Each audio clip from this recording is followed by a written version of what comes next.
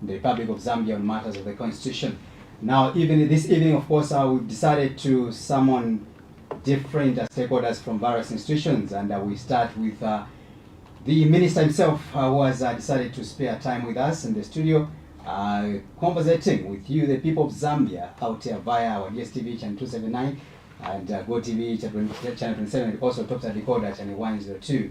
His name is Honorable Chipo Kamlenga, who is Minister of Commerce, Trades and Industry. He also serves as a member of Parliament coming from the government and also the United Party for National Development, UPND. Of course, next to him, we have President Kasonde Mwenda from the opposition Economic Freedom Fighters in Zambia. And also we're being joined by the only lady by the name of Ambassador Kasese Bota, who joins us this evening, Mwaba. She's here in the studio.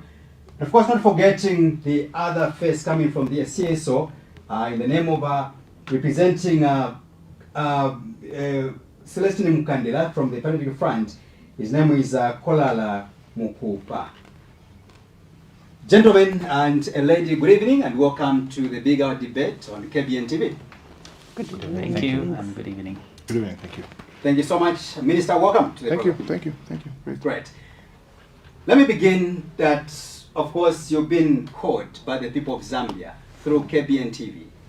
Basically, all we are having is a normal conversation like we have done before. We are not here to have battles or to turn KBN TV into a fighting ground, but we are here to conversate.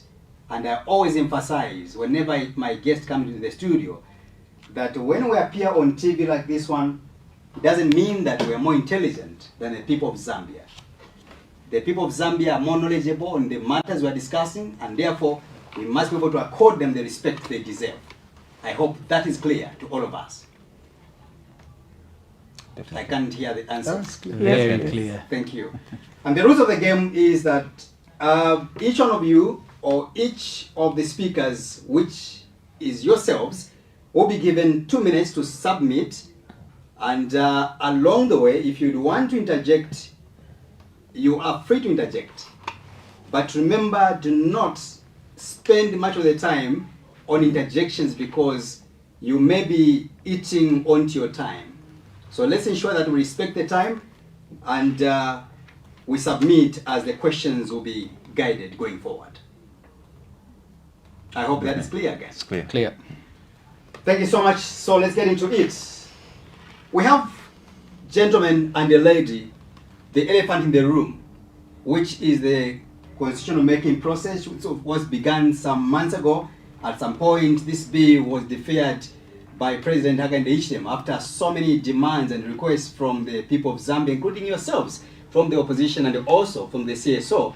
And the president decided to listen to yourselves and we, the people of Zambia. The bill was deferred.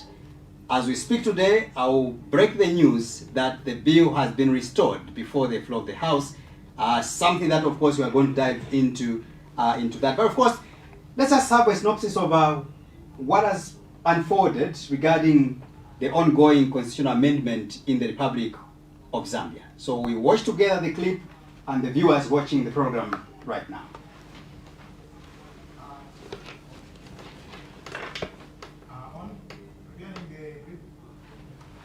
All right, thank you so much. Let's get into it. Let's begin from here. I'll start with the minister. Minister, your government has been in power for the last 4 years now, getting to the 5th year. You are remaining with about 8-9 months before the general elections. And with so many things that have happened, a lot of development, of course, and not forgetting or ignoring some of what has been described as scandals from the opposition or other stakeholders.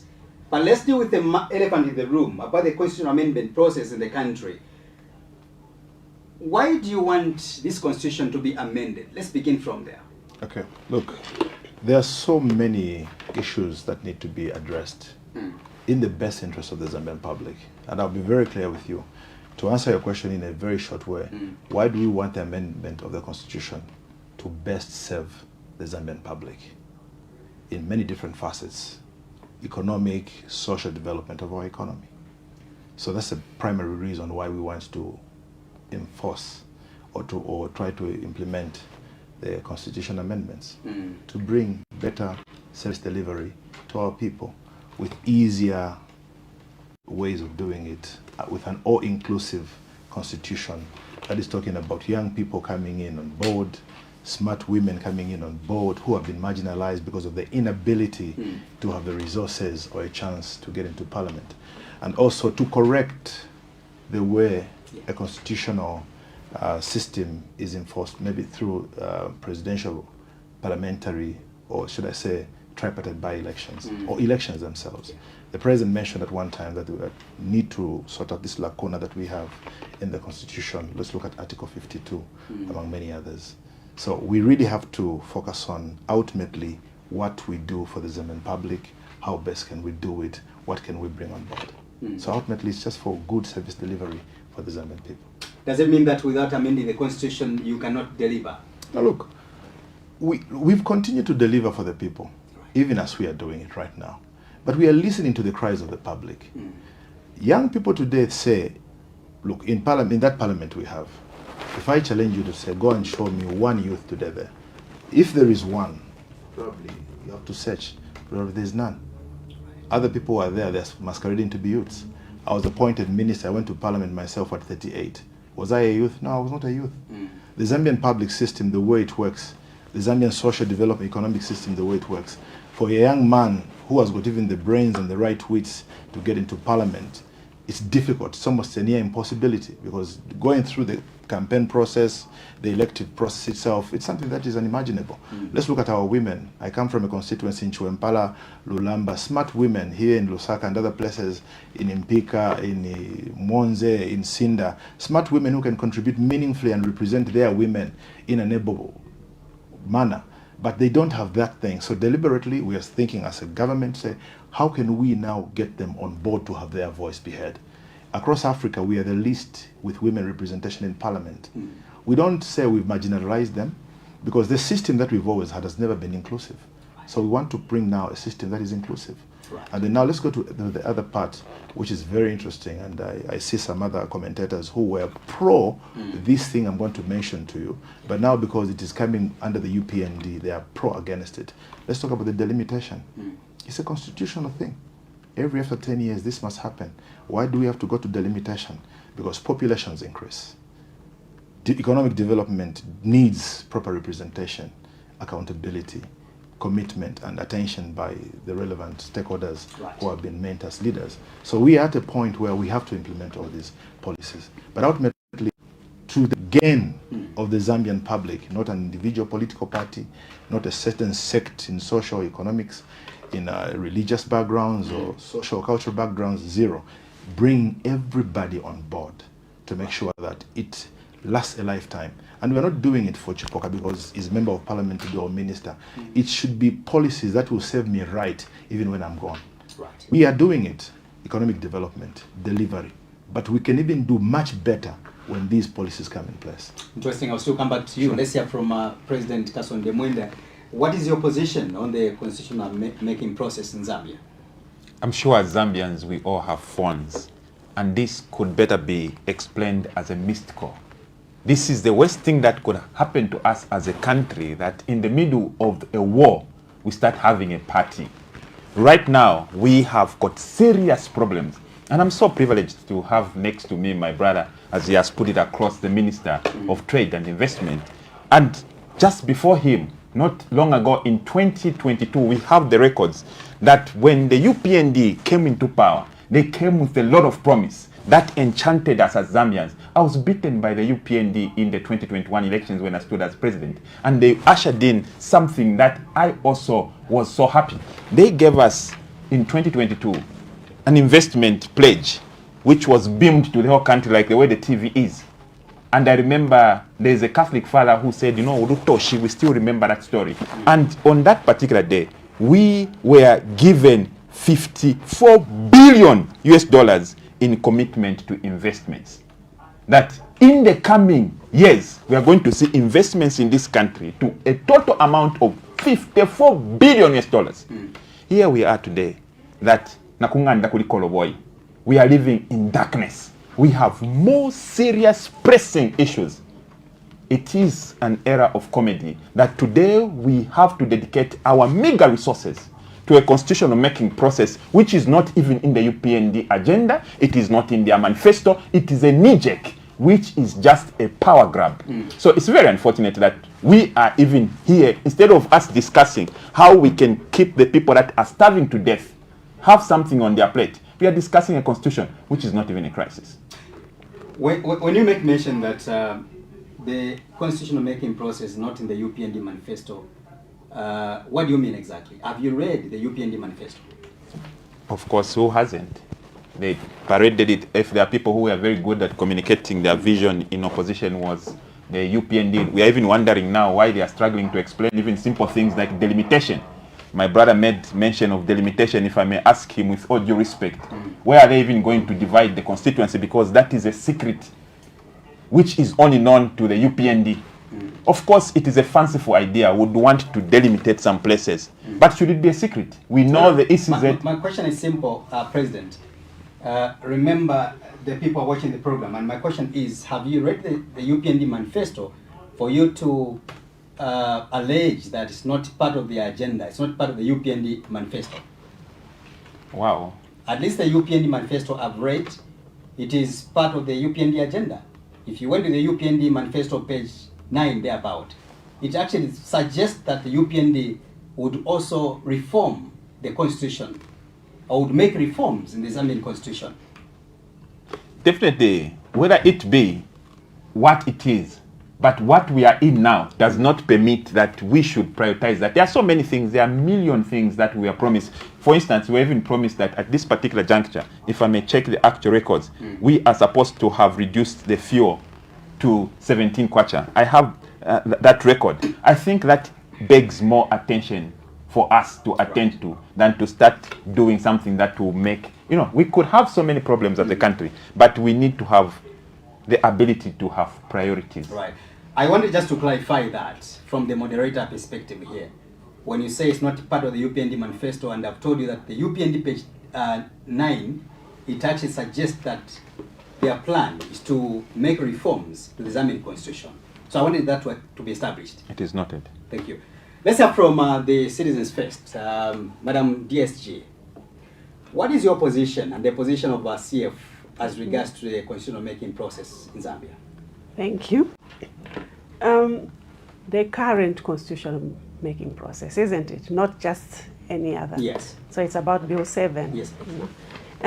We feel that the Zambia is actually in the ICU in terms of socio-economic growth, and the people of Zambia are more interested about having power 24 hours a day. We are more interested in eating 3 meals a day. We are more interested in ensuring we have enough health workers in the hospitals and we have medicines in the hospitals.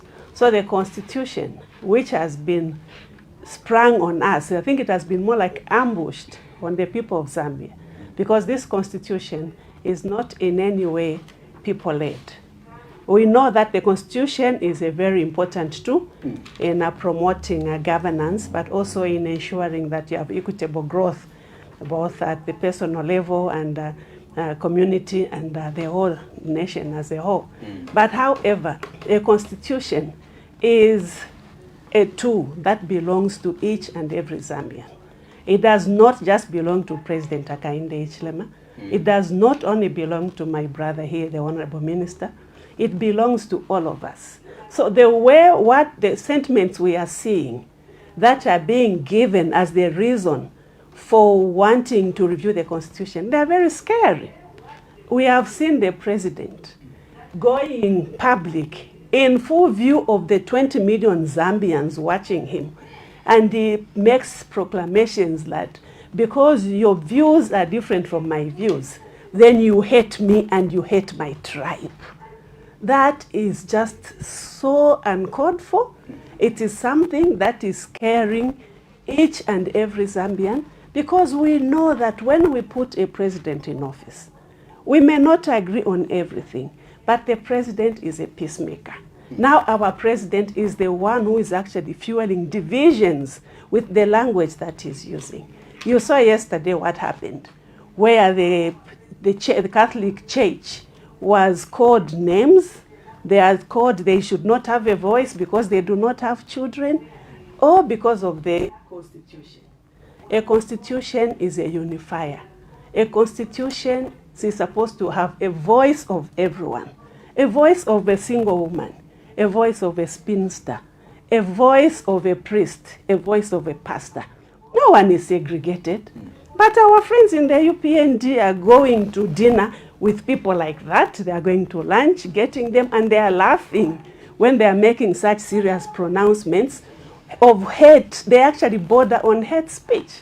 And if it was me and my brother, President Kasonde, and my brother here, who had uttered those words, today would be talking from Chimbokaira. Oh, yes. But for our president and his people, they are immune from, yes, the president has got that immunity, but it's not the immunity for him to do wrong things while in office, to perpetuate divisions in the name of constitution making. So you are alleging that the president is perpetuating division in the country? He is. Thank you so much. I'll get back to you. Let's have from Mr. Mukupa from the CSO. What is your position regarding the ongoing debate in the country about the constitutional making process?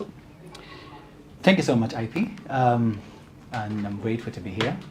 This is something that is of contention at the moment in Zambia, and most of the people around the nation are grappling around this issue, and grappling in the sense that why does it become an issue of urgency in the minds and the hearts of UPND?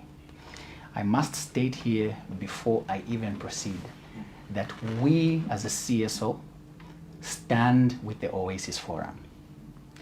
Bill 7 that is being propagated by the UPND government is a nullity, and it was thrown out of the Constitutional Court, and therefore it is illegal and we cannot discuss it. I want to echo the words of my earlier colleagues that spoke before me, and maybe I was made to make the last introductory remarks for a reason. I want to address the Minister of Trade and Industry. Honorable Chipoka, you are not called honorable because you go into Parliament, but you must be able to do the honorable thing. And what is that honorable thing? Which is what my colleagues are talking about. Before the elections of 2021, the UPND government promised for a number of things. It's all out there. Who doesn't know about the 10-point plan? Who doesn't know about how they were saying they were going to reduce the price of fertilizer, the price of meal, and all these things? Now, when I look at all these things, the biggest question that begs an answer is why the rush? Why the panic? We are faced with so many challenges in this country. The price of meal has doubled, if not tripled. The price of fuel has doubled, if not tripled. The cost of the kwacha against foreign exchange rates it's all over the place. There are so many things that our people are grappling with. If it's the issue of load shedding, I can't even begin to talk about it. It's unbearable. The cost of living is high. These are things that the Zambian people out there are grappling with. And I would think that any caring government and any caring leader in form of a president, his cabinet, and all those that surround him would actually apply their minds on these things that are very critical to the people. Talk about load shedding. As you wind up? Yes, talk about load shedding. Load shedding has collapsed so many hours, so many businesses. How on earth can you grow an economy with only 3 hours of power? In certain places, it's actually 1 hour or 2 hours. So what I'm just trying to say is this bill does not come in good faith. It comes in bad faith. The Zambians detest it. If I give you statistics, IP, you actually notice that the people, or should I say the people in the Zambian majority that qualify to either vote or make submissions to the bill are over 11 million in total. But the submissions that have been received by the UPND government are from 11,800 people. I think if I'm right, 11,830. That does not even account for 1% of the total population. So when they say it is the people, the Constitution itself stipulates in the preamble that this is our document. It must be driven by us, the Zambian people, not by an individual. So what is happening now is illegal, and we do not support it. We stand with the Oasis Forum, and we demand that the government withdraws this bill. I thank you. All right, thank you so much, ladies and gentlemen. For now, we'll go back to the screens so that we could watch some of the clips and see what has transpired around this discussion of the constitutional making process in Zambia. Then you blame HH. Who was not there? This guy is always blamed. I appreciate it. Head of state, you must be blamed. But equally, the head of state must call out things that are wrong. Now, imagine, on a day you want to toy, you want friction, you want street fights, which we stopped because the dialogue table is open. Imagine another group goes in the streets and they meet in the streets. What do you think will happen? There will be a clash there, and the investors will say, no, I can't go to Zambia. I can't go to Zambia because there's no safety there. These are the issues we're faced with now. There will be trouble there. My investment may be put on fire. That is the risk we run. So why choose that window when you have a window to go to present at the technical committee, you have a window to come, first to go to court, which you have done already, you've gone to court. You only want a potential for a fight. Kulichani mukati moja. What is the motivation? Why you want to come and break that door there, instead of breaking the door, me have said, come inside. Let's sit and talk there. Come inside. Select a team. As the civil society did, they selected a team and they came, we sat. And I was listening. I told my team, I think there's a point there. There's a good point there. Let's do it. And we've done it. So why do you want to shout outside? Because shouting, you can't hear what each one is saying. How will we reason by shouting at each other? Come inside. So I've invited colleagues. Ngenani Mukati, this is your state house. Me, I'm just working from here. But this is your state house. In case you are still watching the program, this is the bigger program right on KBN TV from Zambia's capital city, Lusaka. And I am your host, Innocent Perry. You can simply call me IP. We are here discussing the failed dialogue between the government and the Oasis Forum.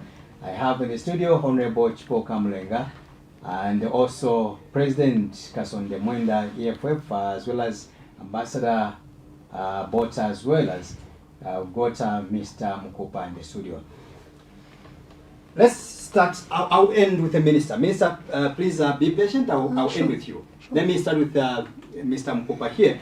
When you listen to that video from the President, there was actually prior an arranged protest which had been organized by the Oasis Forum and of course other stakeholders on the 28th of November 2025. However, the President quickly intervened and said, look, there's no need of you going on the street when we can easily discuss and dialogue.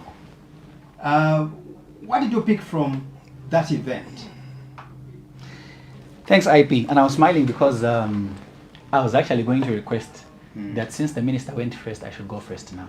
So thank you so much for that opportunity. Right. Now, I have looked at the clip that you've showed regarding the President and the dialogue regarding the Oasis Forum and all that. Now, here's what I'm going to say, IP. The thing is, conducting peaceful demonstrations and protests is not a preserve of Hakainde Hichilema. Conducting peaceful demonstrations and protests is a preserve of democracy. So we are not going to be held at ransom because President HH does not feel that people should demonstrate. Now, he talks of banging the door and that people must come in. Listen, IP. Trust is earned. We have so many social media receipts of things that the president said and promised before he formed government. And after he formed government, there was no shame in the UPND leadership to U-turn and condemn or actually even support the very things they condemned. Now, it's 4 years down the line. Have civil society spoken against proceeding with Bill 7? Yes, they have. Has he listened to them? Of course not. So, what was going to change? Personally, if you had to ask me, even before the demonstration was cancelled, I knew that there was nothing that was going to change. Why am I saying so? Because President Hakainde Hichilema has a personality of not wanting to hear, but he must be heard. You see what I'm saying? So I knew that when the planned demonstration is cancelled and these people go to State House, this was going to be the end result. I knew it, and I could predict it. So we find ourselves in a very precarious situation, and it is very unfortunate. And I want to state that the president should be honest with the people. Let's not go to dialogue when you know that you are trying to play a PR stunt. Let's go to dialogue because the intent is that we must dialogue. Right. So what I see from that clip, according to what the president was saying, no one wanted to break the door. In fact, he said, what's going to happen if the people go to protest and they find people stronger than them waiting for them? What did he mean? Who are the stronger people? Who was going to send them? Because that was going to be a peaceful demonstration by the church and the other governing and the other bodies, like the EFZ and the rest. So, how did he know, or what made him think people start breaking doors? Not at all. Today, as we speak, there was a statement which I actually even find laughable. He's the one that called the Oasis Forum to go and dialogue, but he says government has suspended. Who has suspended what? Who called for the dialogue? Because in the Oasis Forum, there was no room for dialogue because we had sought dialogue in the past. Was our dialogue heard? It was not. Did dialogue yield any results? There was nothing. So the only way is to hold a peaceful demonstration to show the unhappiness, to show the discontent within us. That's the only way we appeal to someone that doesn't want to listen. Right. Thank you so much. Permit me once again to play the last clip perhaps of the response to that failed dialogue we're talking about, and then from there I'll allow the ambassador as well as president and finally the minister himself to give feedback to that regard. Let's have the clips. Mr. President, the Archbishop, the ministers and other government officials present here, the Oasis Forum delegation, I just want to say thank you to everyone around here. Mr. President, I will start by thanking you for extending this invitation to the Oasis Forum. I think that just demonstrated good leadership. I know from where we are coming from, it was the issue of our minister just opposite to me responds to us in the newspapers. We also go to the newspapers. It was a media fight. And when it is a media fight, everyone wants to win. We wanted to win, they wanted to win, so it wasn't a good thing. And we are happy that you invited us to come here. We are grateful for that invitation. But allow me, Mr. President, to be very, very candid on the reason why we are here. We wanted to be here for a celebration and not what we are here for. The people of Zambia, I'm very sure, would have loved us to come here to bring thanks and gratitude for your delivery on the promises that we as people of Zambia expected. But we are here to discuss the amendment of the Constitution, which is supposed to be a very straightforward issue. Much as we are saying that the amendment of the Constitution brings issues, but I think if process and content is followed from the word go, I don't think any of the citizens of Zambia would have reason to raise questions, especially us as women, because there were issues, or there are issues in the Bill 7 that pertain to inclusion in the Constitution, in the amendment. But for us to come back to you and sit in this manner, or go to the media, go to the public and speak in the manner that we are speaking, Mr. President, there is something that is not adding up, and we thought we could just have it corrected before we can proceed. There is something that needs to be corrected. Process of the Constitution amendment must be a process of the Constitution amendment, and that is what has worried us. There are a number of issues, Mr. President, maybe that we could have wanted to be discussing here, especially that if you talk about the previous regime or successive governments, there are a number of issues that you and us went together into the dungeons. And if there were people that were in the dungeons deeper than all of us, I think it's you, because you experienced everything. Hence, the reason why you are here. We wanted to vote for a president who has experienced, who has cried with us, who has known what the people of Zambia wants, so that when you are here, you will remember that that time we were here, this is what we wanted, let me give to them. This time we were here, this is what we wanted, let me give it to them. So we were actually happy to see you here, because we were very sure that most of the things that we cried for, because we were crying together, were going to be very straightforward, and not a situation where we come and sit and plead, or we come and sit and cry, or we even intend to go to the streets. I will not say a lot of things here, Mr. President, but I will indicate that we are here to discuss the Constitution amendment, and we have expectations. Our expectations, Mr. President, are that one, we expect that Bill 7 is completely withdrawn from the floor of the House. And two, we expect a fresh process supported by legal safeguards to be commenced.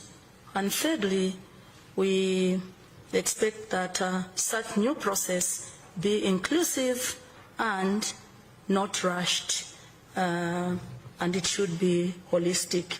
And when we talk about it being holistic, Mr. President, like I said earlier, we don't expect you not to know that what is important mainly here in Zambia is to open up the Bill of Rights, because that is where me and the next person are sitting. I think we will appreciate if we go by that process. I thank you. All right, thank you so much. This is the bigger program right on KBN TV from Zambia's capital city, Lusaka. I am your host, IP. Of course, let's hear from Ambassador Bota from the Citizens First. Ambassador, when you listen to the video from the President, another video from the Oasis Forum, and subsequently both parties have communicated that the dialogue has finally collapsed. What do you think could have led to the collapse of this process? Thank you very much. You know, that negotiation and dialogue are very critical and fundamental elements in any constitution-making process. And we expected that this would have even happened right in the beginning, in the initiation phase of the constitution-making process. However, we take cognizance of the fact that this constitution-making process was not about the people of Zambia. It is actually State House initiated and State House led process. That is why we have seen very little consultation with the people of Zambia. Because obviously, when you are hiding something, you do not follow the process at all. And no amount of trying to sanitize the process can render the constitutional making a legitimacy process. You know, it's flawed both in the process and in the content. And this is why when the Oasis Forum kept asking for dialogue, I think we have heard that from Mr. Mukuka, they were not being given chance. And when they said, they called the people and said they were now going to demonstrate, to have a peaceful demonstration, which is their right. It is my right to demonstrate. Yes. It is the right of each and every Zambian to Yes. demonstrate. If we feel aggrieved and we feel we are not being heard, it is one way of expressing our disquiet, our dissatisfaction with the government, because they don't want to hear us. Yes. When we said this is happening, the president said, where do you stay? In Zambia, there's no suffering. So what do? We get to the streets. And the UPND used to be in the streets before. They used to be in the dungeons when they were in the opposition. Now that they are eating well, everything is okay, they turn their back on the people they were suffering with. They got 2.8 million to put the president in office.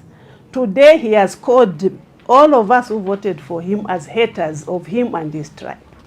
You know, so this is why when the president now says, "I've come, we talk," even that the invitation was not a genuine invitation. Yes. It was an invitation. It was a process of ticking the box. Yeah. That since in constitution making process, there's an element where it says dialogue, let me call them. And it ticks the box. And since they are coming, that is it. Immediately they enter, he had no intentions of having genuine dialogue with the Oasis Forum. Right. You know, and that is why this thing, the process has not even worked. And when you're inviting people for a dialogue, you limit your words. But he was inviting them with a mouth full of bitterness. What kind of invitation is that? Can you be that angry and invite people to come and dialogue? Actually, the Oasis Forum, I must commend them. They are very brave.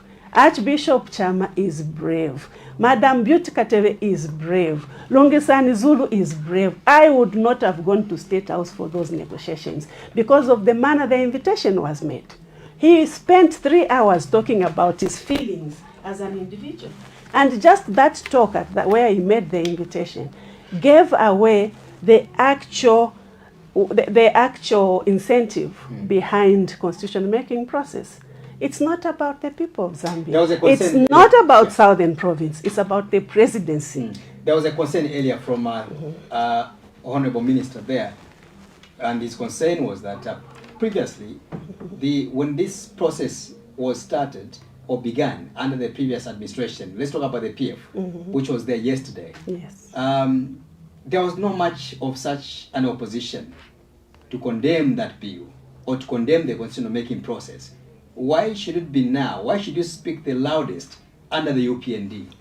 Not only from the minister, but also the president was concerned. Say, we've passed through this process before, and the people did not speak as louder as they are today. Okay. Where is the problem? And you've been a long-serving member in this country yourself, as ambassador. Why were you in the past? Why didn't you speak? Why didn't you condemn the constitutional making process? And also, when is the right time to amend the constitution? I think I'll contend that around. Sorry, I wanted to say something to interject. This is a question. I'll still come back to you. Worry not. Okay. I can turn that question around, and I want to ask the president and the honorable minister here. Which country do they live in? Where have they been living since 1991, since 1990? Because if they have been living in Zambia, they would have known that Zambians have been protesting to this kind of constitution amendment reviews. Since 1991, Zambians have been protesting. And I've said, I want to turn this question around because they themselves have been saying when we complain that, which Zambia do you stay in for you to say you're suffering?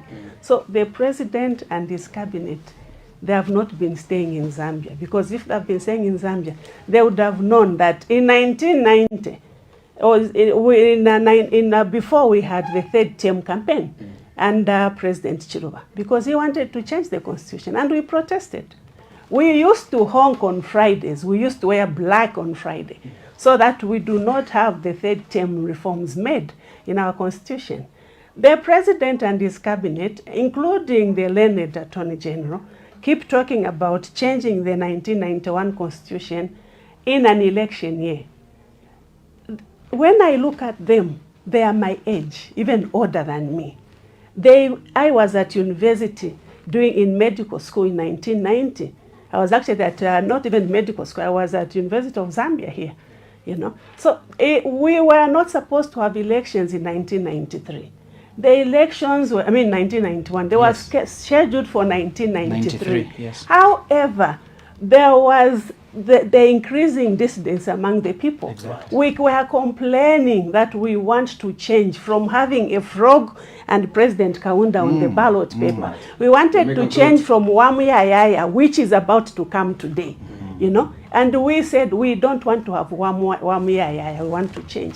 And President Kaunda heeded to the heat and the core of the people of Zambia. Yes. In December 1990, he said, I have agreed to change the constitution from one-party system to multi-party democracy. And because I've changed this, I'm also calling an early election in 1991. Yes. Can President Hakainde Hichilema call for early election this year so that in January we can change the constitution as he wants? Thank you so much. To come back to you, Ambassador. Let's hear from President Mwenda in regards to the videos we played.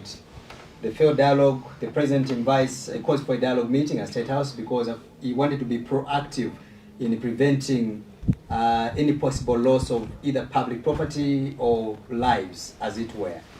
But you cannot be knocking at the door which is already open. Can you come through? We discuss. And eventually the Oasis Forum, they went to meet the president. But this matters failed. What do you think has been the problem? We judge things by the precedents and the things we have experienced before. Ngawamona tikwena imbwa ya palya ikalya nga pali ba road firapo mupita. Lango lefika kulaba nokutina because it has happened to you before. Most of the things as human beings, we react to learned behavior.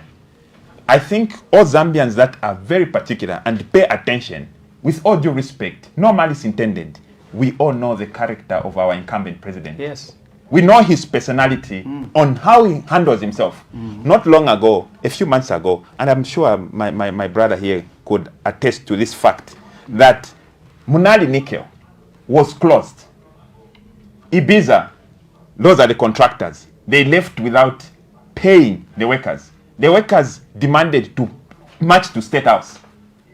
I saw the letter, they brought the letter saying, we have demanded to march to State House. When they took off, and before they could start, a letter was given from State House saying, cut off the march. Come, let us dialogue. They called me saying, on the day that they were told to come for dialogue, they found nobody waiting for them. Nobody attended to them. Actually, they were chased at State House. I saw a letter signed by government asking that they go for dialogue. When the Oasis Forum were invited for a dialogue, as economic freedom fighters, we released a statement saying, you are being windhooked. You don't know what you are walking in. Ask your friends there at Munali Nekel. They cried. I saw my sister Wakatebe saying, you have done an honorable thing. I said, ma'am, I know you don't know what you are dealing with. We knew that was a BID, brought in dead proposal. Serious machinations behind the scenes. Even when they put down the protest, did Hakainde Hichilema break on his process? He actually heightened the speed of his process behind the scenes. As them they were going for dialogue, Hakainde has got no room for dialogue. I should commend my brother, with all due respect, not to put you in an awkward place, but for you to survive those cabinet meetings, you must be gifted. Because what we see from outside here, the leader that we have, with no malice intended, He does not have room. Let me give another example. Not long ago, as a country, we are in mourning and we are embattled. We have failed to bury a former Republican president. This man is a Christian. To have fellowship. To have mountains now. As Christians, we should have a heart for humans. True. Right now, we have failed to bury Baba Etigalungo. And the reason is, Baka in the Chilema called for dialogue. I don't know what has happened to that dialogue because it's a totally failed dialogue. So when a person who has got a past of failed dialogues calls for dialogues, because to him, a dialogue is not a dialogue, it's a monologue. You sit down and he lectures you. The way he's been lecturing us about how much we hate Tongas. We love Tongas. My own elder brother, Benjamin Wenda, has married a Tonga. We love Tongas. I even give an example to some other colleague of mine, Mao Sampa. We love our friends. We love each other. Let me just correct that. Let me just correct that because at least from where I stand, I could be behind. There was no mention of Tongas being hated coming from the president or anyone else. I'm speaking from the position where I hold right now. Yes, we are not kids. Yeah. When somebody says, I don't know if they say those things hoping we would be windhooked to not understand what they're talking about, we are not down. For one to say, you hate me, I did not choose where I should be born from. What does that have to do with where you are born from? Some of us talk about born from because but of course that has got nothing to do with Tongas. I want us to move away from that tribal donation. Those are my words anyway. But IP, Probably not the sorry. tribal, because the tribal donation was started by the president. We cannot just mention the tribe, maybe. Yes. The actual name Exactly, of the tribe. exactly. But the president did say, you hate me and my tribe. No. That- I think Let's something like look, that. IP. Okay, Sorry, let's sorry, allow sorry. the president No. to- But let's Sorry. not I want mention to make. the I'll give you the- I want to make a comment Okay, on hold that on, just President. before I lose my thoughts. Yes. Now listen, I like what President Mwenda has said. Taturi baiche. There's a statement which says you can fool people sometimes, but you can't fool people all the time. You understand? When you are given and they ask you to perform, they will give you 6 months probation. Thereafter, you have to prove yourself. This is a president and a government that has been given 4 years and they have failed to perform. Now, going to what Mr. Kasonde Mwenda is talking about, personally, I feel that is manipulation for failed leadership and performance. You want to now blame and bring in tribe. The president's words, if I was to be very specific, said, Yeah. Finshinachta Nemulanda. He talked about how the other presidents succeeded to amend the constitution. And then he said, I did not choose to be born where I was born from. The question is, where was he born from? Let's be honest. Where was he born from? Exactly. Southern province. that is what- Hold on, innocent. Where was he born from? Southern province. What type or what tribe hails from Southern province? Those are Tonga people. There are so many tribes there. Okay, hold on. Yes, there are so many tribes. Yes, but then listen. That is what the president of EFF is trying to communicate to you.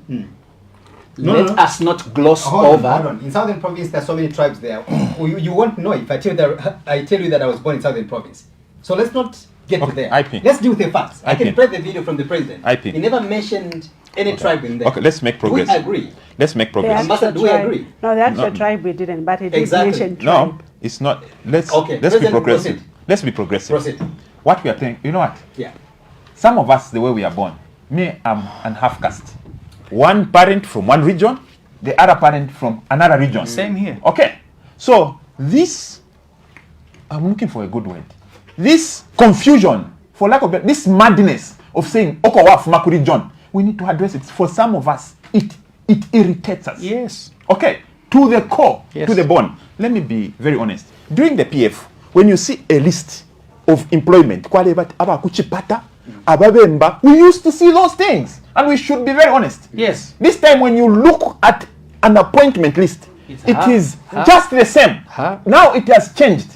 Look, if we are not able to confront the real problems we are facing, then I think the kind of leader that I am is not what you are looking for. Yes. If you want to continue pretending, Glossing over the you can't see that we are repeating the same nuisance instead of us curing it. Exactly. We will not go anywhere, IP. Yes. What this government is doing is detestable. Yes. It is giving privileges on tribal grounds. Yes. They are not the first. Yes, they are not the first.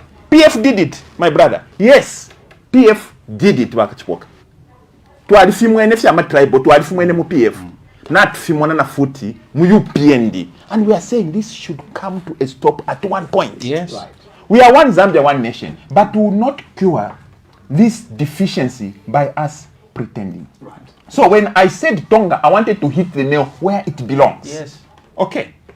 We know predominant is not the first time. And those are so, own ways. You know, I don't know whose other words I'm using. Not from I'm the using my president. words. That I will maintain. Because I can play the clip for you so that we find out where the president mentioned a tribe. So I wanted to establish that those are own ways, not so. What's the president's tribe, IP? Okay, I maybe don't know. What tribe is it? I don't know his tribe. So if he says, is it because of where I was born? What's that What got is- I to don't know do? where he was born from. Okay, what As has we that know. got to do with the constitution making Hold process? on, comrades, I can be period by surname, but you don't know where I was born from. But we know where he was born from. You understand? I wanted to establish that because I'm dealing with the facts here, not innuendos whatsoever. Let's hear from the minister. No, you interjected my time. please. My time I couldn't even answer. Please proceed as you conclude. Yes. So now, what is the problem we have at hand?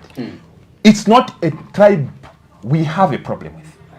You know, Hakainde Chilema is many more things beyond tribe. It's also UPND. What if people hate UPND and their manifesto? It's also a possibility. Why should he cherry pick of what he is and say, no problem, it could be nothing to do with how and where he was born. It could be with the way he conducts himself. Yeah. Right now, we have reason. I'm the guy that wrote The Economist. I stood up for Hakainde Chilema, and I'm not ashamed. The time he was locked up, we are the people that stood up. Now, and we understand and we respect this is a democracy. But let's be honest, when you look at Bill 7, it is a poisoned chalice. If I may borrow the words of President Hakainde Chilema, he says, even if you put sugar in poison, it is still poison. You will die. But now we are being forced under Bill 7 to look for the sugar in the poison and say, but okay, but it is very unfortunate. Look at this. Bill 7 by structure and As you content, conclude. it is a power grab. It goes in there to say President Hakainde Chilema endeavors to delimitate. But where is he going to cut? He has failed to give us the report. And we know by character and all instance, the moment he was in Northwestern Province, I should believe that's Kasempa, he told them, that's a very derogatory word. Let me not use it because I do not subscribe to And that. you're on TV. And I'm on TV. He used a certain word saying here, but now we are going to divide this. So we have been following where he has been telling people he's going to divide. And it unsettles us. That's not the only problem that we have. He creates powers that denounces the very democracy which are intra-party. He says in this proposed bill, but I've seen people here commenting and saying, what is even wrong in this same bill? Now we got to tell you what is wrong. What is wrong in this bill is that it gives the Republican president or a party president to be able to fire an elected MP like my brother Wachipoka, who was elected by the people. He will say, by misconduct, I remove you. And then, I don't know which power now that the president is now assuming the power of an electorate. That is under which proposal? That's Bill 7. Under the 13 proposal. Yes, definitely. So, under which proposal, to be specific, which number? wow. Because I've got a copy here. Bring the copy. Okay. Okay. So, what I'm saying is that what he is doing, technically, is that you are transferring the powers of the electorate into the president. That instead, as a way of saying we are trying to overlook by-elections, he is bringing in now the power, is assuming the power of electorate by being able to replace a fired MP by his appointment. Now, it becomes now a choice of a president. Where is that being proposed? I've given you that copy Yeah. to just cite for the benefit of the viewers out there. Number.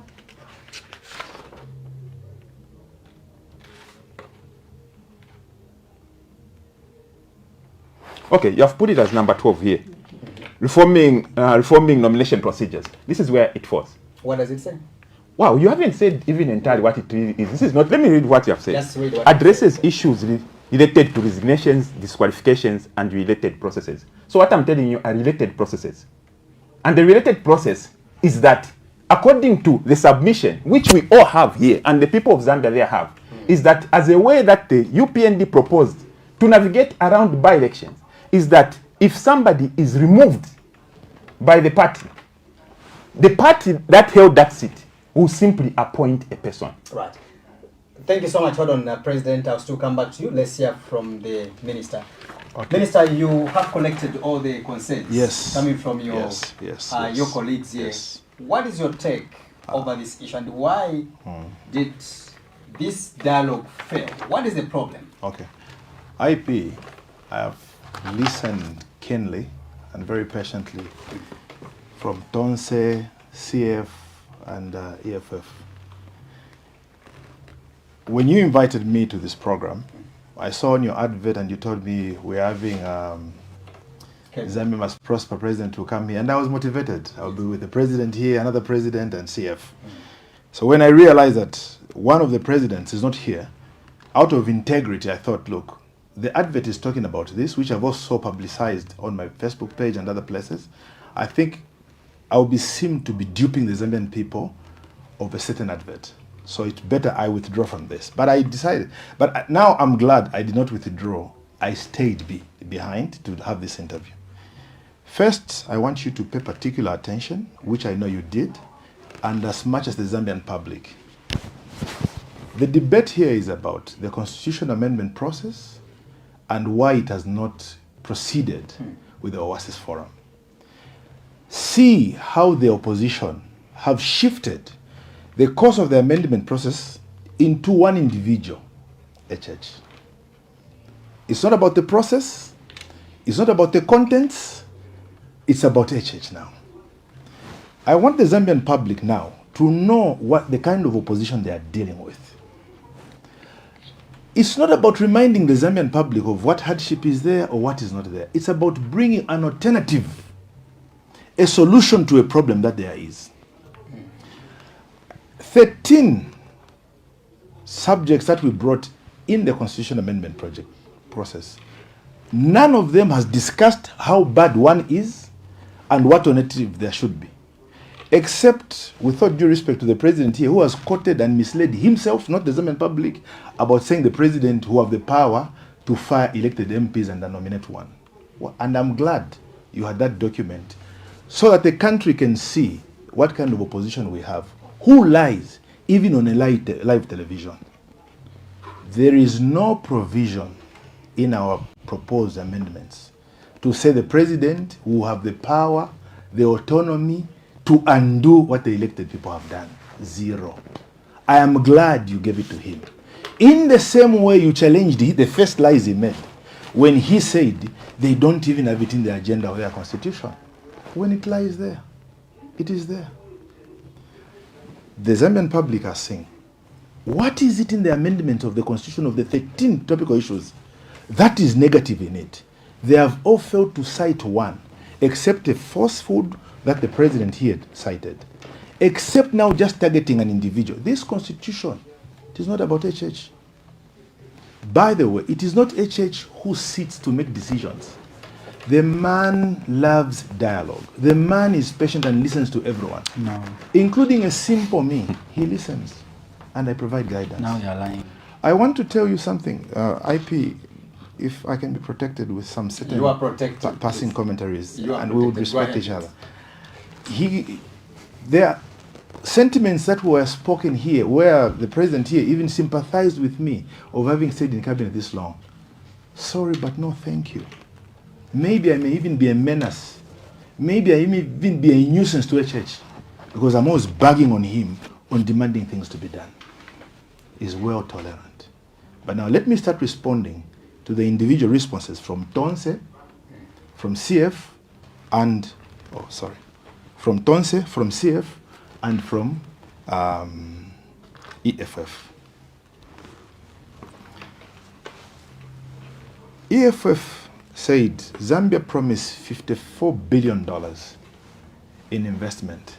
We have been very clear. Under my ministry sits Zambia Development Agency, which brings investment in our country. We have always been clear and transparent of informing the country of pledged investment that is coming into the country. And we also put on the other page actualized investment. We are now going to almost 10 to 11 billion dollars of actualized investment. Let's talk about the mining industry. I served in the mining industry for 15 years. Don't forget, a member of Tonse who is PF, when they ran this country, mines were closing on a monthly basis. Before we came, 2 were at the verge of leaving. We have revamped Konkola copper mines with a direct injection of $430 million coming, which has come. Mopani, over $1 billion that has come in. Lumwana, $2 billion actualized investment with jobs coming on board. FQM with $1.25 billion increase in the... Just hold on there, Before you Honourable proceed. Minister, I will compensate your time. Yes, Please, I would just want, with all due respect, I really appreciate, we have the actual numbers that you have as your department, and I'm glad you have admitted that you gave 5 billion investment pledges, and on your website right now, it is showing that you have only actualized 8.9%, which is only 16.5% of your pledged. And I should quote the Private Sector Development Association chairperson, Mr. Yusuf Dodia, who revealed that 85% of investment pledges have failed to materialize. Are you aware that 85% of the investment pledges that your mighty UPND pledged under your key stakeholder department has only given us 15% success? May I proceed? You can proceed, Minister, Yes, certainly. and also respond to his... Simple issue. I'll deal with his interjections. Very simple. Right. I was even giving you now actual figures, first in the mining sector that have come on board. And I'll tell you even the jobs that have been created. You are talking about, look, you are saying there are so many challenges in the country. Why are we focusing on the constitutional amendment alone? And I'll tell you our focus in the energy sector, in the agricultural sector, and what we are doing. Just because there is this challenge, we will not be oblivious to the reality of what we should do also in the constitutional amendment process. And the same mouths that are saying, why are you focused on it, are now calling for an early election today so that we can amend it tomorrow. Do you know what they have in mind? All they don't want is the son of the land that is sitting advocating for this. I will discuss also the issue that they're talking about, where I was born. Son of the land, advocating for reforms. That's according to the minister. HH is the son of the land. Why is Like he I am a son of the land. advocating? Is that his job Oh to my advocate for reforms? Right. Hold on, Minister. And then IP. IP. I also wanted to. I'll give you the whole time. IP. Hold on. IP. I wanted. Interjections allowed. Yeah, But IP. when I wanted. you- I wanted. when you IP. listen- I wanted to say Constitutional something. reforms If are you about cut me the like people. that, So, if you IP. cut Not me like about that, the I- president. No, you want. Go ahead. You want. First, IP. Before Let's she. hear from Ambassador, and then I can quickly come to you. I hope you. But before you do that, I want you just as the public to understand the anger that has just come in when I just refer to the president, son of the land. You see the anger that just comes, and the whole anger is centered on an individual. He's the son of the land. Okay. Like I am the son of the land. Hold on. I don't She's know the whether daughter of the it's land. anger or not. Hold on. It's Let's amazing. confirm that. Ambassador, please, you can exhaust your point. No, actually, just Then I wanted bring in him to Mr. clarify who he means by the son of the land advocating for the reforms. And he said it's President HH, and I said that's not his job. It's not him to advocate for reforms. It's for the people of Zambia to demand reforms from him and his cabinet. And this is where they are missing it. That's why he's always saying, in 1991 he had reforms. The people wanted those reforms. We asked for them, and the President Kaunda gave us. And he called an early election in 1991. The election should have been 1993. We refused to change when President Manawasa started I think it's the National Constitution, what was it called? The National Constitution Conference, NCC. Yes. He started that in 2007, Right. no, 2004. And it went on and on. UPND together with PF did not want that because President Manawasa wanted Parliament to adopt. And PF and UPND said, no, we must go to a referendum. And President Manawasa never saw any reforms during his time. Right. And it went on to President Rupia Banda, who was defeated now because of the combined numbers, PF and UPND in 2010. Then came President Sata, who took over from the same, started by President Mwanawasa, and now they had this, the constitution review process, which was then signed off by President Lungu in 1916. So even the comparisons that you don't want my reforms, but you allowed the reforms of other presidents is not there. And that is not even an objective argument which should be coming from somebody, from the son of the soil in that position. Your point is taken. Let's give me some Cooper. But you've not heard anything from what I want to collect all the interjection, then I give you but time IP, relax. IP, I think you've given me the floor. I think you've given me the floor. No, you've given me the floor. Okay. You've given me the floor, so I will not let Chipoka Mlenga interject. Go ahead, Mr. Mkupa. Thank you. Now, I want to say this. This is why in the first place, when we began this debate, I said, you call yourself honorable, but what is so honorable about what you are propagating? There is no way. I am personally offended that Chipoka Mlenga today can come and tell us in this studio that he was expecting ZNP president to be here, and because ZNP president was not here, he wanted to go. Nishi, in what Chipoka Mlenga minister for 4 years, you only can debate with presidents? I think that's an insult on our intelligence. Now, anyway, I want to go to the next thing that I wanted to interject him on. The issue of Bill 7. You talked about youth representation. You've talked about women representation. Does it take youth representation and women representation for you as a responsible government to do your job? I'll allow you to answer that. The next question I have for you is, UPND in the opposition was allowed to demonstrate. Why is HH now, today, calling those who are wanting to demonstrate, which is a constitutional right, why is he calling them toying in the streets? It was good for him, but now that he's president, it's bad. And now he thinks those that want to demonstrate they are being unreasonable. That's not how you run the country. And that's why President Mwenda here is saying, you look at the type of person that you want to dialogue with. President HH is not the person. For me, I won't even beat about the bush, and I won't even gloss over this. He's not a person that wants to listen. He's a person that wants to be listened to. You don't govern like that.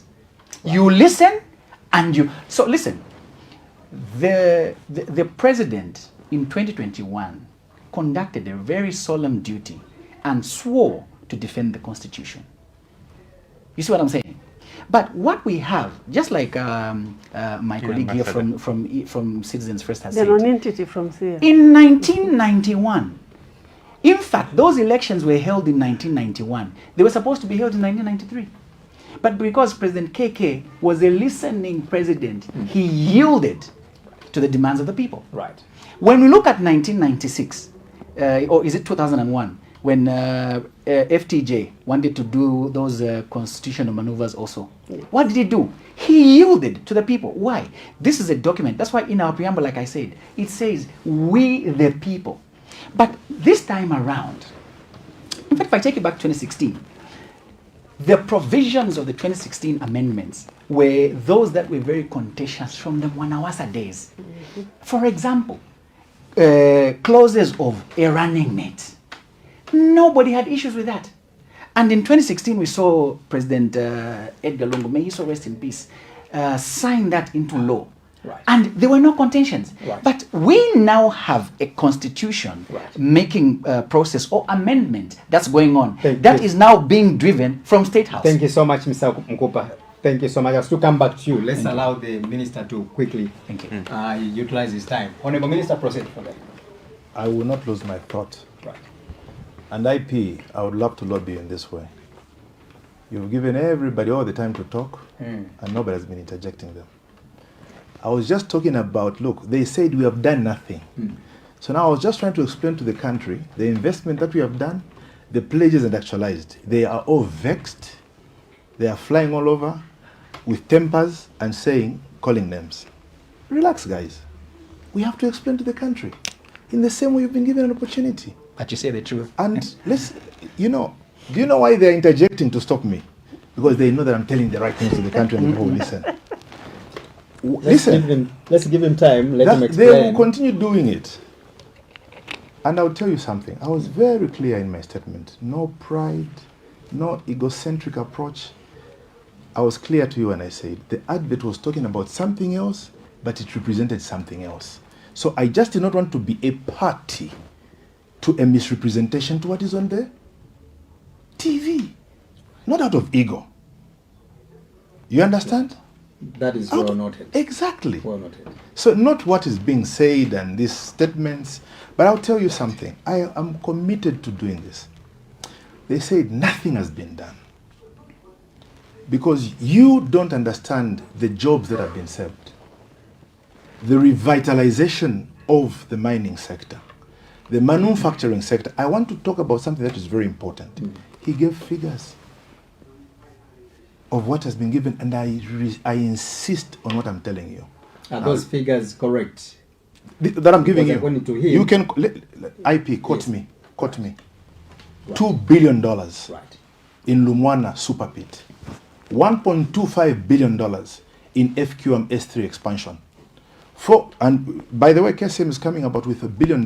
Right now, they've released $430 million.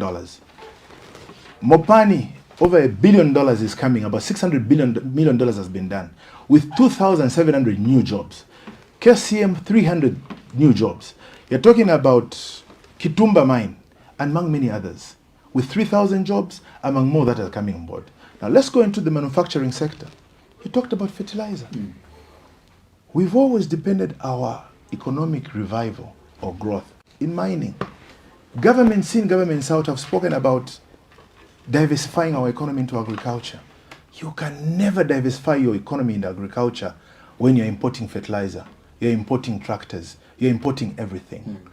My mandate by His Excellency the President was to look at ways of reducing the cost of fertilizer. But how do we reduce the cost of fertilizer? We have to start producing fertilizer ourselves. What was the low-hanging fruit we had? Nitrogen Chemicals of Zambia. 75 employees were left there. We have created 250 new jobs at NCZ. By this government injecting $6 million, brand new blending plant. More, what do we need to do? Because NCZ installed capacity cannot satisfy the Zambian need. We have set up a new company called United Capital Fertilizer. Workers' compensation is a part into it. So United Capital Fertilizer is jointly owned by the private party and the Zambian government. I think we're digressing. We are not digressing. I need to answer the investment he was talking about. Yeah. Why is it fitting? Because I want to Minister also to respond to his question in terms of, I think he raised some very pertinent issues. I think something again brought out was that during your time in the opposition as UPND, you were allowed to protest. Yes. Why do you want to stop the people I of will Zambia answer to that. protest today? Listen That to is this. very profound. No problem. Yeah, because I didn't talk So about let the me mining quickly, industry, so answer. let me quickly, you talked He's about the about to wind agricultural up. sector. Yeah. So I wanted to justify it. Because you talked about it, I did not. So I should give you what we have done into it. You should allow me also to explain to the Zambian public the development agenda that is there, as opposed to the lies that are flying around. But another thing that was talking about, delimitation is a secret by the UPND. It's not a secret by the UPND. Why is the report? Exactly. And that is why we have always told you the Electoral Commission of Zambia is available. Where is the Engage report? them for it. So they're there. And we've always felt they're there. The Electoral Commission of Zambia. Where's the report? I don't. Where is that I'll tell you report? something. The Because this executive. report has been Listen kept to me, a colleagues. secret. Yes. Let him answer. You can speak with your English and your knowledge like this, but the Electoral Commission of Zambia is not managed by the cabinet. The chairperson of the Electoral Commission of Zambia is available. Engage her. Why are you running away from it? I thought it's the Open same to it. government. I mean, really. ECZ is being It's funded government. by the government. Let me tell you. Not so. Just like we fund the judiciary, but do we make decisions for the judiciary? Just like we You fund parliament, appoint, do we but find, do we you make decisions for the appoint the speaker? judiciary and you There is nominate separation of ECZ. powers. But you nominate them. Let me drive this. My question Is to you, it- Minister. I need to say something and I'll The be be minister firm on is this. not Hold on. answering the And I'll be firm on questions. this. Hold on, I was hold on. referring to Hold on, constitutional issues, demonstrations. He's Uh, talking about Mr. agriculture Hold on, and mining. Hold on. My question to the minister is, where is the delimitation report? Let me answer and you if you now. are going to bring that excuse Yeah. that go and speak to the ECZ, Yes. you are the ones. It's the executive driving the Yes, delimitation yes. exercise. Let me answer you. Yes, please. The delimitation report, actually, even the constitutional amendment process we are doing today, Yeah. is a culmination of many constitutional review commissions that have been around, including the constitution amendment or delimitation process. It has been done long before. All that has to be done is implementation. And we tell you it is there. UIP engage ECZ. I cannot do that. I do not have the legal right to do that. I'm telling you. Just like you telling me we fund them, like we fund the judiciary.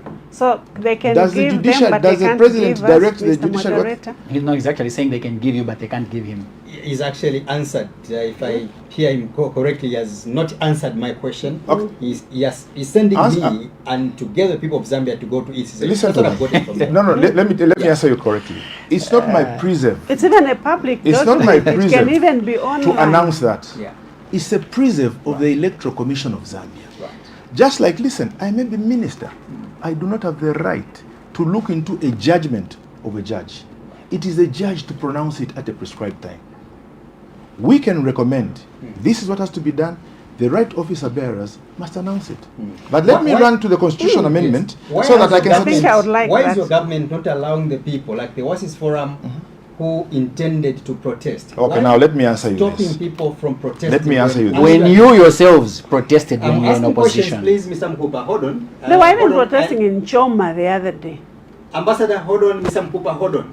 My question is, under your reign in the opposition, you were able to protest. IP. The president himself, President Akande Shema, was on record having protested. Yes, Why stopping people from Yes, protesting? I really like the aggression of response from your people. This is the attitude that they had even when they had the reins of power. That's why you saw violence after violence in this government, in this country. Hacking after hacking. 4 years The in attitude government, they you want to have talk about of PF? aggression. Now, No, let me but tell you the something. UPND You mean was these were the in power most- yesterday? Exactly. The 4 years in Tanzania- government, you still want to IP, talk can I about, tell you this? about the PF. most Okay, so hold on, Mr. party Minister, in let's deal with facts. opposition And I'm ever. He wasn't in government. Tonse, that's PF. But you are in President government Yes. 4 years You wasn't in in. government as well. You still want to talk about PF. And you are still When they demonstrating were when power. don't say when PF Your was Hold failures, on. your failures in the 4 years, you still want to blame PF. Isn't that embarrassing? IP. Okay, thank you so much. But Yes, maybe- Minister. Listen Go to ahead. me. Go ahead. I can see you are really siding when I want to make a point. No, because you're not saying the Listen, truth. you asked me a question. Yes, please. Go ahead. We are avoiding this protest and everything. We have a president who believes solutions are on a table. Every time there is a protest, there is a likelihood of damage to property, among other things. What is so distasteful of saying, colleagues, let's dialogue? Do you know why people protest? Because they're not being heard. Yes. But when somebody says, I'm here to listen, let's dialogue. I was a student. 3 of them were at universities. I shared a certain institution of higher learning at one time as well. Where year in, year out, it was protests. Even when I left, damage to property. Now let me tell you what this president wants to achieve. Stop sending police to students when they've not gotten their meal allowances. Go and dialogue with them. Understand their concerns. Deal with them. Under the 4 years of reign, yes, we've had one protest from students at the University of Zambia. IP. And the recent one in Kagwe. Sorry, IP. What has stopped those protests and damage of property to Let people? him conclude. I The want to question go you to have the asked second him round. is, when they were in opposition, were they allowed He to has taken demonstrate? the Why should I give The answer context is, to- Yeah, that question has been taken. what has Been it? What, noted. I haven't noted it. What did he You say? will answer. He's on the floor right now. IP. Yes, please. You know, I like this gang where if I try to explain, they all come like wolves. You must understand, I need to give context to where we're coming from. Could you just apologize? I mean, withdraw the word gangs. No, I And can't. wolves. Right, I can't. right. Why would I can't? Why would I?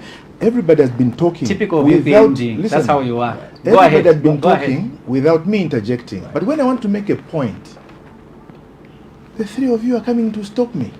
Allow me to explain this to the public. It's not for your consumption. That's It's because for you're the public. digressing. You're digressing, exactly. You're I'm not answering digressing. the You're questions wasting they're time. You are giving saying, you. why are you stopping protests? Protests result in atrocities. It is a democratic Dialogue- right. Hold Dialogue, on, Mr. Mkupa. dialogue provides decency. It does not. It is not the preserve of Chipoka Mulenga. It Mr. is a Mkupa, democratic Mr. Mkupa, hold on. right. Mr. Mkupa, hold on, please. So whether he determines that there is going to be So- violence in a protest So hold on. does not Don't really make hold my much. interview difficult. Provided the police have given a go ahead, No, there is the question is protective simple. of life. Ask him a question and he's on the floor. He's going to answer. Is that clear? Let him answer, not Yes. not Look, what is. the more we keep on, throwing in some running comments, we are distracting the viewers as well. There. That's what I mentioned. These microphones are quite audible enough to cause confusion around the studio. Please, Minister, proceed. So, out of dialogue, you resolve issues amicably. And it is the more reason why you saw, even in the earlier statements of Madam Beauty Katabe said, we are grateful because there was a game of championing. Who will do this, who will do this. But we are grateful you brought us here to dialogue. It's out of dialogue where you resolve issues. They are being detestful of me explaining how now universities and places have come subtle and calm because of dialogue. We are coming from a background. If people don't appreciate how dialogue is, I should give you where we are coming from. For 4 years, one protest, two protests by students. But in the past, in a year, every academic year, we are Why going do to you the allow? streets. But now, I need to say this, that is critical. Yeah, I feel you are taking too much time. My Okay. question is, we've seen students also protesting in solidarity to the president. Yes. So seemingly, your government only allows those who are protesting in favor of your government Exactly. and the president. Yes. Students have been to State House in and out, Yes. protesting in solidarity of the president. Those who seem to be against your certain policies, Then lives they will are be lost. stopped. Okay, let me say something. And property I have damage. seen University of Zambia students not protesting, marching in solidarity. Marching in solidarity and protesting are two different things. Let me give you an example in this country. I have seen my older brother, think there's so Lusambo, and much- others protest. Nobody stopped them. Did even a lone protest, even went to the American embassy. Nobody stopped them. Minister Chipoka, just But a when question. you Just a sense- question, Minister when you Chipoka, s- on demonstrations. Just a question. Can that- we have I'm integrity coming as to- There's humans? I'm Oh, coming to please. this. I want to ask him a question, based on what he's Debate- saying. Wait, a debate makes sense if we give each other time to speak. All right. So the minister is about to wind up. Minister will give you a minute to wind up, Okay. so that we can go I've back not to made another round. any deliberable statement because I've been interjected. When I never interjected to them in everything they spoke, not that I was in agreement with what they were saying. I gave myself time to listen so that I understand them, and I respected them. Why is it so hard for that caterer to be paid?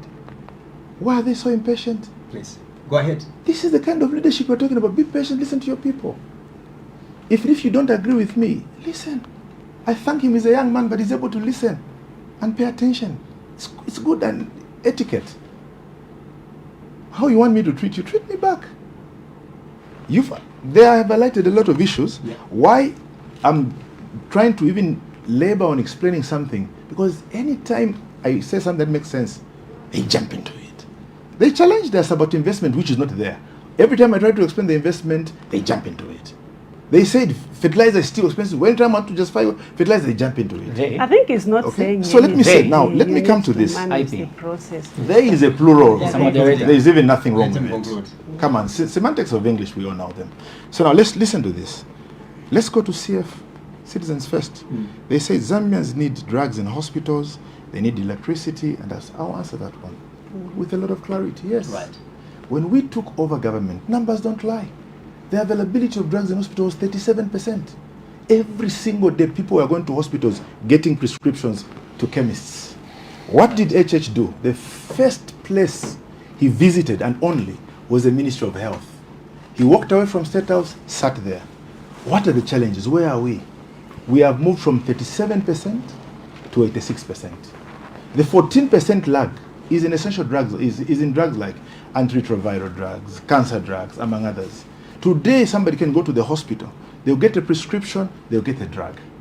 Yes, there will be exceptional cases of other drugs that are needed, but we have moved and we made progress. On the electricity part, we take ownership as a government responsible. And we go to bed with pain every day to see our SMEs closing because there's no power, to see our big multinationals or major companies operating at half capacity. And that's why we are working so hard tirelessly to making sure that even the resource that was sleeping, we make it to produce gas, energy for us, coal. Right now, as we are talking, government in collaboration with Mamba Collieries, 300 megawatts power plant. The government with United Capital Fertilizer, 600 mega power plant. If we started doing this IP 10, 20 years ago, we wouldn't be in this state. But as a country, we take ownership. We never invested in alternative sources of energy. Now we are doing it. But while we are doing this, because whether you like it or not, this investment will not happen overnight. Right. It takes some time. But while it is happening, we can't just ignore now the reforms that will bring young people into leadership, women into leadership, the limitation to make that the $40 million kwacha goes into many places. We can do that. Right. So Thank you so much, Minister. Let's move on. Time is not on our- IP. There's something that is important I need to say. Give me the benefit of the developments that was happening, so that you understand. In the same way, you're busy moving from me to the 15 other. seconds. You've been on the floor for the last 8 minutes, if you ask me. Barely. So let's Right. talk about now. Let's talk about the 7 thrown out of court. One of the speakers, who was very aggressive, said this was thrown out of court by the Constitutional Court. It was not thrown out of the Constitutional Court. The Constitutional Court read clearly. It lacks wide stakeholder engagement. That's what they wrote. What did the president do? What did this cabinet do? We listened. Let's withdraw it so that it can get wide stakeholder engagement. And it did. The Oasis Forum took us to court. Just last week, in the Constitutional Court, what did they read? It cannot be stopped because it has met other merits. Where is the illegality of it? Right. So the constitution making process, now IP, I'll tell you, I was hoping that people here would discuss this item is dangerous, this item is bad. It has got nothing to do with the extension of the stay of HH in power. Zero. 5 years, there will be elections. Another 5 years, there will be election. Running mate, everybody will be there. All it is talking about is now, can we bring inclusive clauses where Zambians will have the liberty to participate? Now, to qualify and clarify one point that I need you to understand, as I conclude, Yes, the point please. that the president here talked about, where he spoke about the president firing or not firing. From the time I've been minister, I think we have done 84 by-elections. Do you know the cost of those by-elections? To the Electoral Commission of Zambia is a lot. Democracy is expensive. We have got no problem with it. Right. But if There there is are a way no we can save the shortcuts cost, to we take, do it. you know? So that is the point. You know, I like where people just jump in. You know, sometimes Because it's got a lot to do it's with how we taking grow too up. long. It's taking It's too long for me who's making sense to them, because to them it was not taking too long. Conclude, Minister. But I'll tell you something, IP. As a country, we should understand this. There will never be a right time for constitutional amendment.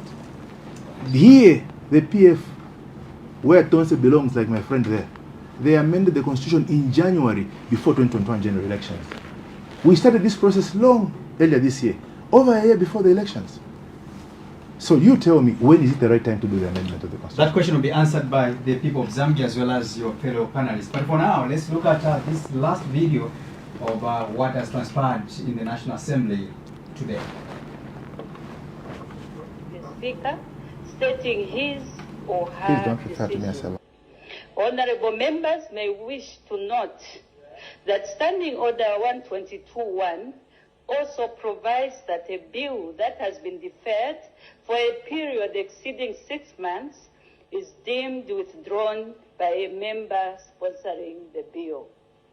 In this regard, I wish to inform the House that I have received communication from the Honorable Minister of Justice indicating that the Minister now seeks the House immediately resumes consideration of the bill.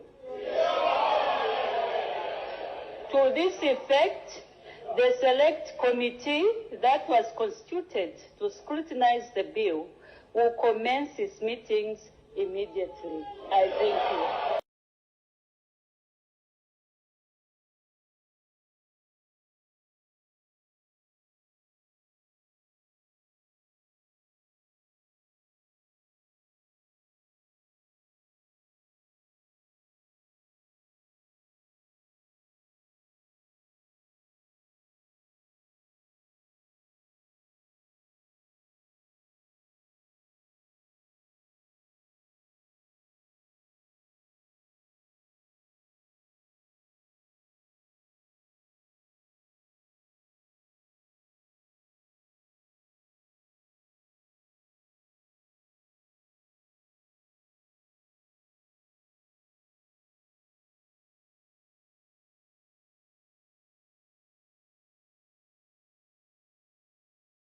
Or several months ago, it has now been restored before the National Assembly. What does this mean to you? What does this mean to me is This is a very sad day for Zambia. This is a very sad day for democracy. This is a very sad day in the sense that despite the call to dialogue, despite the call to sit on a round table and discuss all the contentious issues, what we see is that the government is in overdrive. I was actually about to make a comment while we are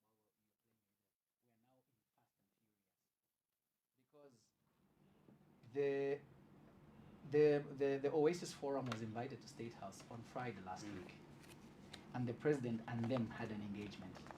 On Monday, there were those that were pro Bill 7, and that was yesterday. And today, it's back in Parliament. That is why I'm saying it is a sad day, because this shows the highest levels of hypocrisy on the part of government. It shows me that despite the calls to negotiate, there were still maneuvers that were happening behind the scenes that actually forced this bill back into Parliament. Now, I want to make this sentiment IP. Like I said in the beginning, we have very pressing needs as a nation. We are grappling with the price of milli meal. UPND took over milli meal, took over the government when milli meal was at 110 kwacha for a 25 kg bag. Today, we all know what the price is. And I can tell you that UPND took over government when the price of the kwacha to the dollar was 17.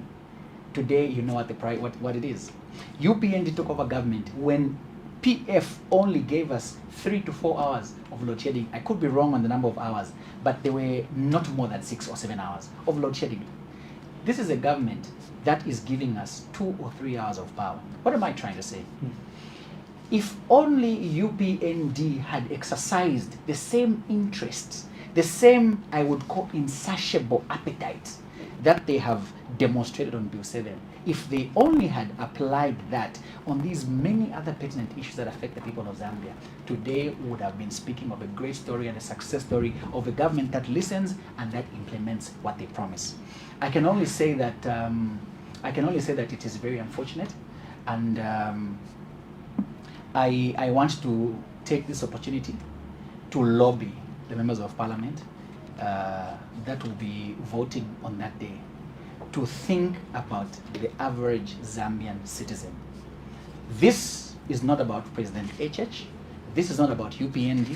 This is not about PF. It's not about Citizens First. It's not about EFF. This is about our country. This is to do with us and the generations to come. How will our children judge us? Because let's not formulate documents that please or appease a certain clique of people. These are documents that should be formulated to stand the test of time. Now, for me, this is an assault to democracy. And it is very, very unfortunate. And I want to be very, very clear on that. And even as Minister Chipoka is here, I want you to know that the Zambians are not happy. Zambians are angry. And I gave you statistics when I started. I said, could we say some Zambians? Yeah, so let me, majority Zambians. Right. So, and why I'm saying majority Zambians is because if you look at the number of people that are eligible to vote, the number of people that are eligible to make submissions for the constitution making process, we have over 11 million Zambians that are eligible. The number of submissions that the government has taken through this technical committee is only 11,830. Like I said, that represents only 1% of the Zambian population, which is why I am saying the majority Zambians are not happy. The people that are happy is President HH, the UPND government, and those that sympathize with them. Now, the number that we're looking at is very, very decimal. Right. And I want to appeal to Minister Chipoka. Even when he was talking, I want to say that as we deliberate on these issues, there's nothing personal, Minister. It's not about loving or hating you. Personal. No, hold on. Hold on. This, look, I don't need to love you or hate you. You were elected because because you promised people that you were going to deliver. And so when you promise people that you will deliver, they expect you to deliver. So if you do not deliver, you anger the many Zambians. When I stand here and I speak, I'm speaking on behalf of a number of people out there. When you stand to speak, you also speak for a number of people. So let's not be dismissive of each other. All I'm trying to say is It's not about loving or hating you. We want you to perform. I don't need you to love. We want you, no. We want you to perform to the expectations of the Zambian people. Remember, you are a government that made so many promises. In fact, you made more promises than any other government in the past. That's why we're... And, no, hold on. And that is why you are the worst performing government in the history of this country. So what I'm just trying to tell you is, this message you may want, even in the studio, you are trying to take a posture or a stance of being a victim. No one is victimizing you here. Yes. All we are saying here is, kind of because you are saying this Right. group, this what? No. Is what we are raising legitimate or it is I want you to illegitimate? conclude now. So I want to conclude to say, IP, today is a very sad day for Zambia. Right. This is an assault to democracy. And I can only say that posterity will judge the UPND. All right, thank you so much. Can That I was come in and say something? Mr. Mukupa. Before, of course, Ambassador comes in, let's hear from the Minister. Minister? We are a very objective government, and we don't personalize our works. And that's why when we're talking about it, we're talking about the public. The people are able to see here who have gone personal, who have gone Chipoka, who have gone HH. Right. It's for the public, and All right. we remain I'll come resolute back. like You that. will conclude, don't worry. Thank Let you. me hear from Ambassador as well. Ambassador, your quick take Thank on you. that. Then I go to the President and then the Minister Okay. concludes. Maybe just for the Honorable Minister that don't appreciate being called a gang, a member of the gang. I believe I'm a distinguished ambassador and I have a good record at the UN, you can see for yourself. And I believe you're also a distinguished minister. And when we have this argument here, it's in the spirit of brotherhood and one Zambia, one nation. We love you and we love the President and we love the UPND. We are one and the same. So please, let's not start getting too personal and all. But also, I think it's just good that we stick to the issues that we are discussing, you know. It's very unfortunate that my brother here today continues to have his success yardstick as that of the PF success. That is why we removed PF from office, because we believed they were not giving us what we wanted. They were not leading us in the right direction. So for the minister and the entire cabinet to keep talking PF left at this, we have done, that is what is supposed to happen. They're supposed to move us from where PF left us. You take us upwards. And we appreciate for the report you give about health.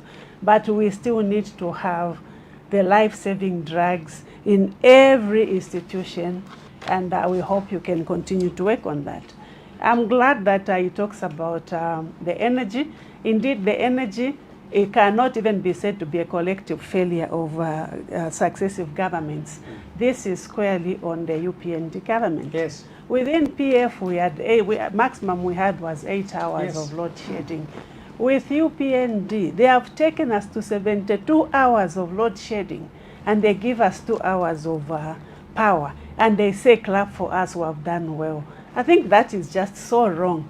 There's no country, the whole world, of all the 192 member states of the United Nations, no one country has ever had the kind of load shedding that Zambia experiences when they are not in conflict or in war situation like we are, you know. The maximum that countries have, even Zimbabwe next door here, they are now having 21 hours of power. We are having 2 hours of power. So where is the shared power going to? Because Zambia and Zimbabwe are drawing from the same river. And for us, we are having less. We see contracts being signed when we are told we do not have power. But in January, on January 15th, a contract is signed to give ZESCO to give power to some company to start selling power to Congo DR, to South Africa. All these are flaws. Let's prioritize the well-being of the common man. And coming to the constitution-making process, I'll say, in the beginning, I said this constitution is flawed both in content and in process. And what is worse is even just the process is just so flawed, because this constitution-making process has been shrouded in secrecy. You know, we don't know who originated it. We know that from what we are seeing, it does look like State House originated this constitution making process. The content, yes, you have put women, you have put the youth, you have put people with disability. Altogether, the president will have to nominate 45 people, you know, from the current number that he has. We need to correct that. Okay. Okay, We need so to correct that. Okay, This- maybe hold on, let him interject. Yeah. Honorable Look, Minister. look, we really look. Sorry, Doc, but we need to pass on to the message to the people that is real. We're here Okay. for facts. The indeed. president is not going to nominate 44 people. 45. 45 people, zero.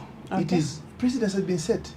At every given time, when there is a delimitation or anything, the president always nominates 5% of the members of parliament. Always. Right. How will it change? Thank you, sir. The 5% of, should there be an increase, it will be 10. Thank you. Where we are right now is 8. Thank you so much 45, for please. that Okay. correction. I hope Doc agrees with you. Okay. But if you don't agree with the minister, don't labor, because I've got a proposed The thing there, 45. pointers here. So you Okay. can still verify from here. Yeah. There is the PR, proportional representation, Yeah. which successive constitutional review mechanisms throughout. Then the reason they were always bringing in was the fact that it's going to enhance tribalism and regionalism, because those party lists are at the mercy of the party president. You know, so when you have the PR system, the president will be, whoever is president, will be picking the people that he wants to put there. And when he are appointed by the president, we are seeing what's happening at ECZ. We are seeing what is happening at Parliament, despite the Speaker being elected by the MPs. But because she was proposed by the President and supported by the UPND, obviously she's pushing the agenda for the UPND. She is on record as saying that people want the Constitution review done, you know, after it was withdrawn from Parliament. The Speaker is the one who Not started withdrawn, speaking. but deferred.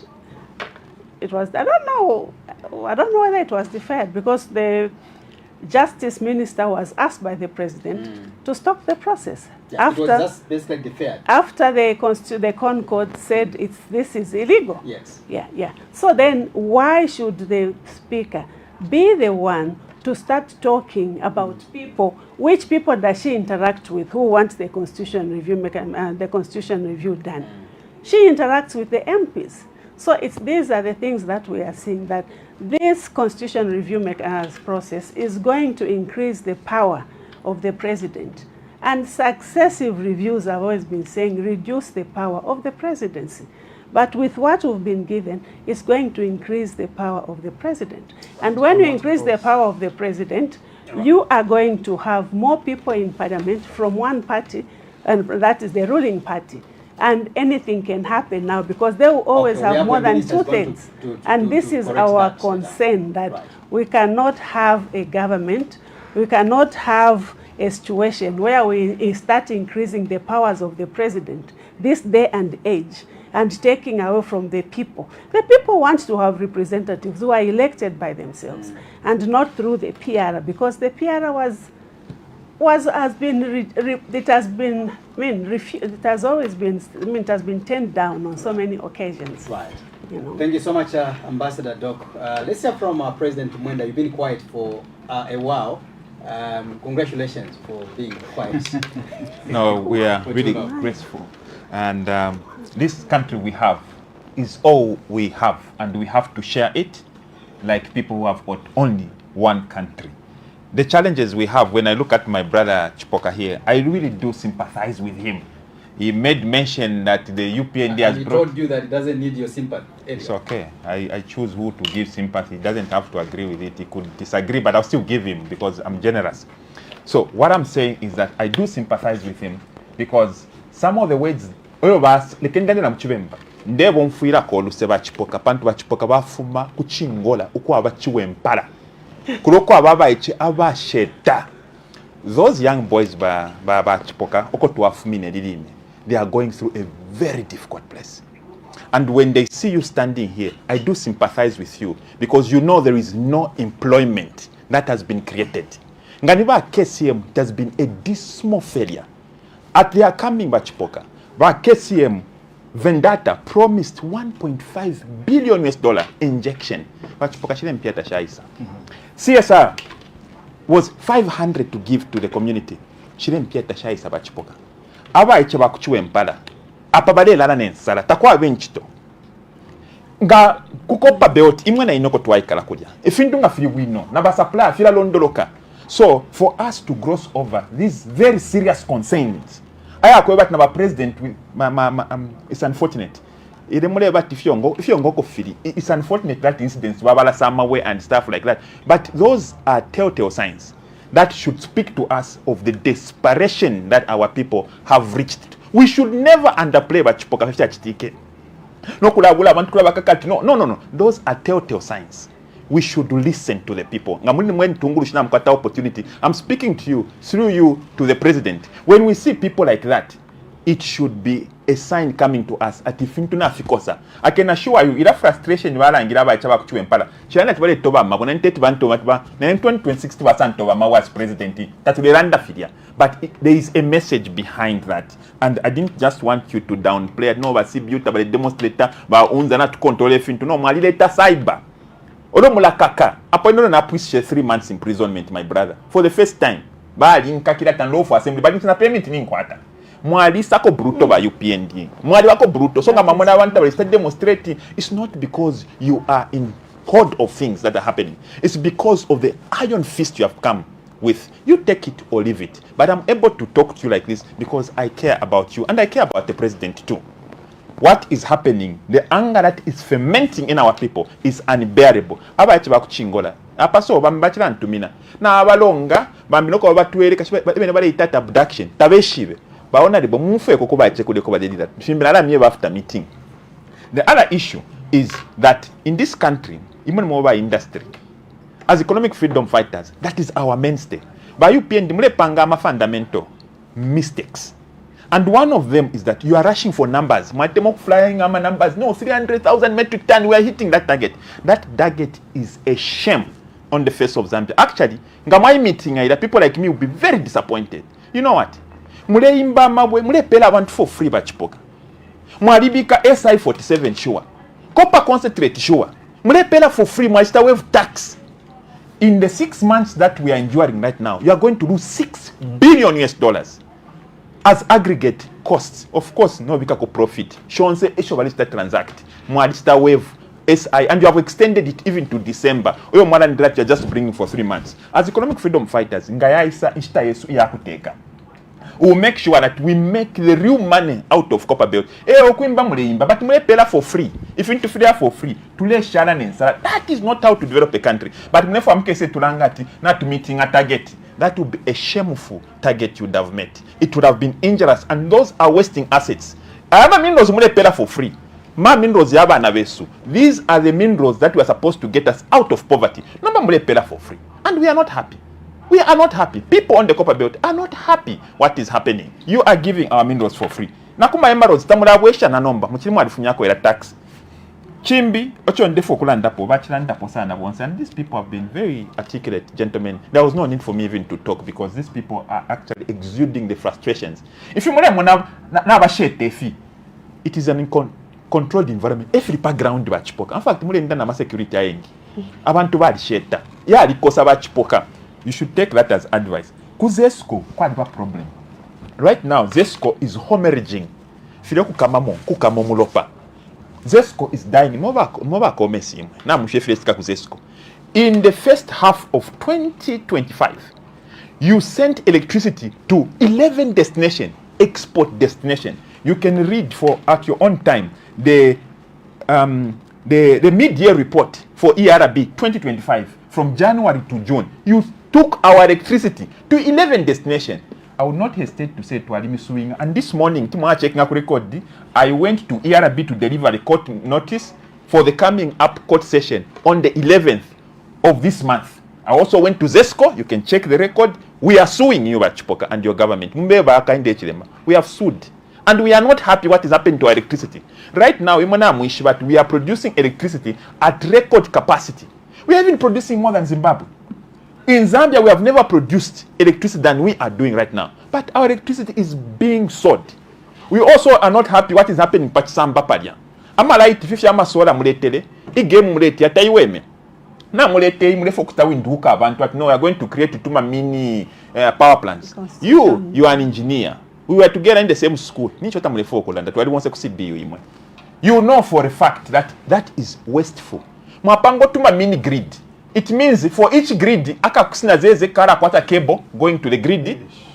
Aka kusi avonga kara kwata main grid. You know that we are going to have 156 mini grids, duplicity of cables, each and every power plant. Let me finish it. Each and every power plant. Each and every power plant will have security guards. So you are going to employ Bachipoka 156 security firms. Ukula gadinga utuma kolowoi utuama power plants. Have you seen how wasteful you are? No, you're not right to mule mfuira bunazes. But you only make electricity for only 7 hours. Umushikuwonsenga mwamukulala nisina solar power plant ya mukulala mwalishi becho. So you people are using a lot of money. You are wasting a lot of money, and we are not happy. Finally, on the constitution, the constitution we should have been happy. This should have been a uniting factor. Why tamule mona animosity? God be with you, and we are praying for you that amisuri amenso. We know this is a power grab. We respect that, and even if you succeed, people like me, you will see me. And one day, more opposition. And one day, more opposition. You create this monster of Bill 7, Yasanka Constitution, it will look for you. Bill 7, ikamisanga bachipoka. Nabaka inde mukaisanga. So you should be very careful for the decisions that you are making, because posterity will not look at you favorably. It will teach you a lesson. This animal you have created, that is giving the president powers to nominate. I was calculating here, much cannot. No. If you are going to inflate the constituencies to even 600, in that method, it means you are going to have 30 new appointments. Tamatulangala report, maybe mkafishana 700 MPs. You are going to have even 50 you are capable of having, meaning you are going to have a constitution that is able to reconstitute itself, more voter, but you are going to create a 2/3 majority. Maybe baka inde bantu abasuma sana, but one day you are going to have a very bad person. And that very bad person will use that constitution. And you akesa safi appoint ba blue bakwe beka nama girlfriends. Roba kesi mu parliament. Offense of one under. Yeah. So there are those constitutional safeguards in a democracy so that people's powers are curtailed. That law is bad. What is bad in that doctor? That of course the proposed law. Bill 7. Bill 7. No, Bill 7 has got 13 clauses. So now just tell me one which gives more power to HH. Definitely one. No, because 5%. Yes. Maybe they should remove that 5%. 5%. It's not even look. Please, because you interject before we finish. It's not even 5%. Is not even in the constitution. Okay. What my Zambia, my fellow leaders who aspire to lead the country, look at it does not even talk about 5%. We talk about when the MPs were about 30, there was a certain number that the president was appointing. It was about 4.9. When it came to 50 now it's appointing 8. When you look at what is every, it's about 8 point something. Right now, it moves proportionally like that. IP got a document there. I'm sure it's talking about 10 MPs. I'm sure you have a document. You should tell us. Let me tell you. It was me on the front. So, I mentioned earlier on from the preamble, the reason why I came with this document is for all of us to speak factually. Let me tell you. That document. This document and of course other supporting documents. Yeah, so please feel free to go through this. That document, with all due respect, yes, I didn't just want to say this in the first instance. But you should guide, so that the people are not misled. So how many? It's not 40 people that the president will nominate. So you will conclude and give clarity to it. You may conclude the president. So, issue, because we don't know how many constituencies the president is going to create. And if he's going to appoint proportionally by 5%, he can even appoint now in excess of 100. Because we don't know how many. So you are not in any factual or moral position to even tell how many you appoint. So even if today I woke up and say President Hakainde Hichilema is going to appoint 50 or 60, I'll be right. and you have no intellectual grounds to argue. Even on that paper, show me also can argue with this paper and show me where I'm wrong. It will not. No, it's just a gesture. It's just a gesture, my brother. We can't go to this extent. No, it's just a gesture. Look, maturity should always take precedence. We can't go to this extent. That's why I was saying, Wachipoka, you've You are only being been too minister for sensitive. 4 years. You are being too sensitive. But why you are coming out? You should be too sensitive. Mr. Maybe, President. give him to give Should him. I throw things at so- you? Give him So- to. No. You can't do that. Wachipoka You is want us to throwing kneel it. for you, Honorable Wachipoka? Wachipoka is throwing it. It's fine. The MP, I will say MP now. Tupukana studio. Mr. President, could you conclude, please? We allow the minister to Okay, no, my apologies for giving you this paper, my brother. I'm very sorry. Yeah, please It was conclude. intentional. It was Time not is not on our intentional. side. But all in all, what I'm saying is that people are crying. It is up to you. Oko to the favor the leader to the ominga on the ground. The choice is yours. Ngamlefa abo bonfuire, ngamlefa abo bonfuire. But 2026, people will decide. Right. Minister, I'll give you 3 minutes as well to quickly. I timed him. Right. He has spoken for 9 minutes, almost 10 minutes. I timed him. Go ahead. Go ahead. So now let's do this. Go ahead, Minister. Let me just give you Yes, please. my opinion. These debates are healthy for the public to listen and learn from. There should never be a point where it's a show of who can speak the loudest or point fingers at each other. And decorum is always important. When you give me an opportunity to speak to the public, I should speak, we listen, and at an appointed time people come in. It's a good riddance in how we do things. It's good riddance. In the same way you're saying I'm digressing from things, you never stopped anyone here who digressed went to Chingola, Chiwempa, and all those things for a long time, other than what we're talking about. No. But let Minister, me stick I followed his submission. no problem. Let me I stick. followed Let me everything. stick to Worry my. not about that. No problem. Yeah. Let me stick to responses. Obviously, all I can do is responses. Yeah. What we need, you are talking about the constitution, why it is wrong about it. 13 issues, none of my dear brothers and sisters has listed one, which is evil. All they are saying is power grab. Power grab from what? From who? How? But if you give me an opportunity to explain one to the 13 ones, I can explain each one of them and how it will benefit the Zambian people, devoid of increasing power to the president. He will not appoint 40 people. He will not disappoint elected officials. Well, right, so it seems to have been blacked out as the power plant. That's what we're talking about. Right, still watching the bigger program, right, on KBN TV, and my